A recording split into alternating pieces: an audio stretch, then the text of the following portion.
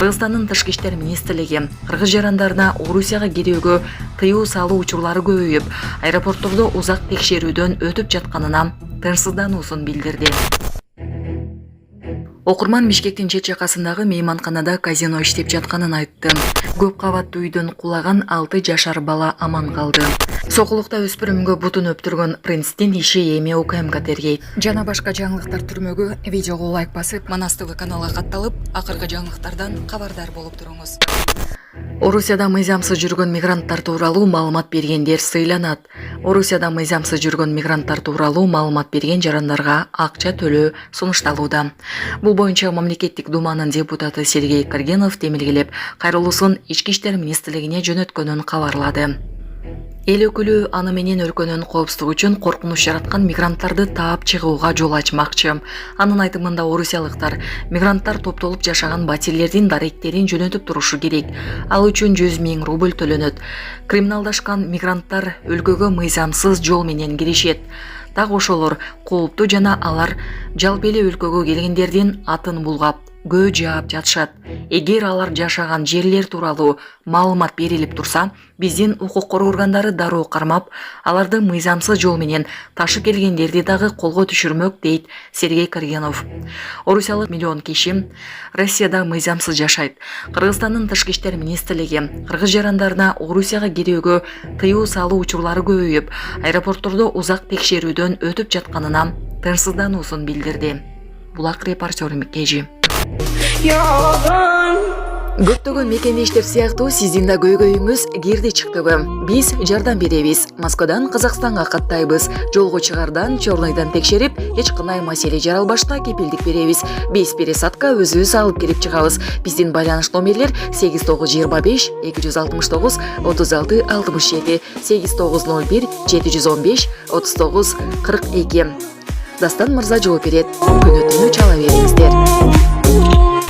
Сокулуктук принц 2 айга УКМКнын СИЗОсуна киргизилди. Сокулуктук принц 27 июлда Сокулук райондук сотунун чечими менен УКМКнын СИЗОсуна камакка алынды. Бул тууралуу Сереп медиа маалымат агенттигине жогорку соттон билдиришти. Маалыматка караганда ал 26 сентябрга чейин камакта болот. Буга чейин соц тармакта өзүн принц деп атоону талап кылган жигитти сабап жаткан видео тараган. Видеодон аны сабап, ага бутун өптүрүп жаткан 2 кишини көрүүгө болот. Чүй облустук ички иштер башкармалыгынан маалымат беришип, видео боюнча териштирүү иштери жүрүп жатканын айтышты. Бул окуя Сокулук рейптин маалыматтардын электрондук журналына каттоо алынып, окуя боюнча ыкча миликтөө иш-чаралары жүргүзүлүүдө. Жыйынтыгы менен кошумча маалымат берилет дешти. Чүй милициясы тергөөнүн жүрүшүндө бул кылмышка шектүү жарандын ушул сыяктуу дагы башка окуяларга тиешеси бар экени аныкталып, учурда кылмыштын курамы Кылмыш жаза кодексинин бейбаштык беренесинен уруп салуу кыйноо беренесине которулганын билдиришкен. Булак Суперкеж. Элдик кабар. Окурман Бишкектин чет жакасындагы мейманканада казино иштеп жатканын айтты. Суперкежи порталынын элдик кабар бөлүмүнө кайрылган окурман Бишкектин чыгыш тарабындагы Лебединовка айылында жайгашкан Ризбон мейманканасында казино иштеп жатканын билдирди. Имаратта казино деп ачык эле жазылып турат. Ал жерге жолтон авас минген жаш балдар кирип чыгып калышат, дейди ал. Эске салсак, өлкөдө казино ишмердигине уруксат берген мыйзамга президент Садыр Жапаров 2022 жылы 30 июнда кол койгон. Аталган мыйзам парламентте талаш тартыш менен кабыл алынган. Бийлик казино иштетүүчү тарапка атайын лицензия берилип, катуу көзөмөлгө алынарын жана өлкө аймагына ачыла турган кумарканалар чет өлкөлүктөр үчүн гана иштей турганын айтып келет. Расмий маалыматтарга ылайык, өлкөдө тийиштүү лицензиясы бар 2 казино гана иш алып барууда. Алар Гранд Казино жана Казино Кристалл.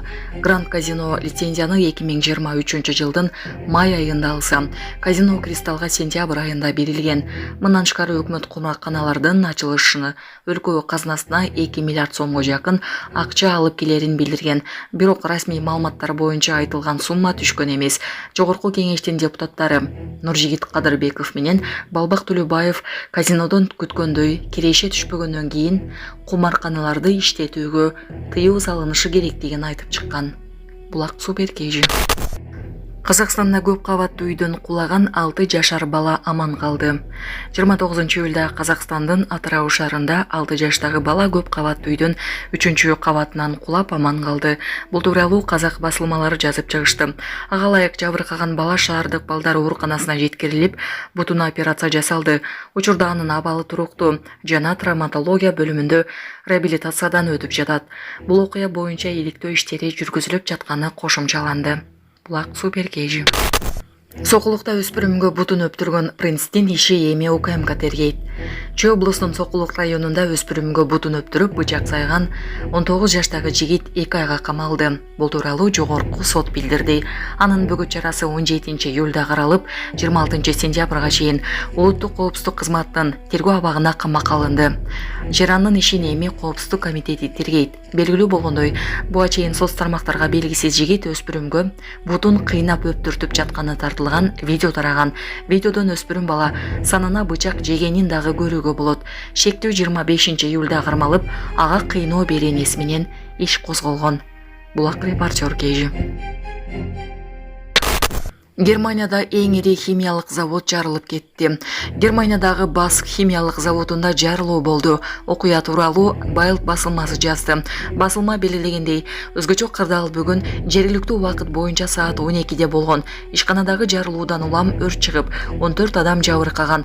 Кырсыктын себептери азырынча айтыла элек. Завод жайгашкан Людвигсхаген шаарында күйүктүн абага аралашканы калкка коркунуч алып келери тууралуу эскертишти. Белгилей кетсек, Бас Германиядагы, Европадагы жана дүйнөдөгү эң ири химиялык концерни болуп саналат. Булак Назар Ньюс.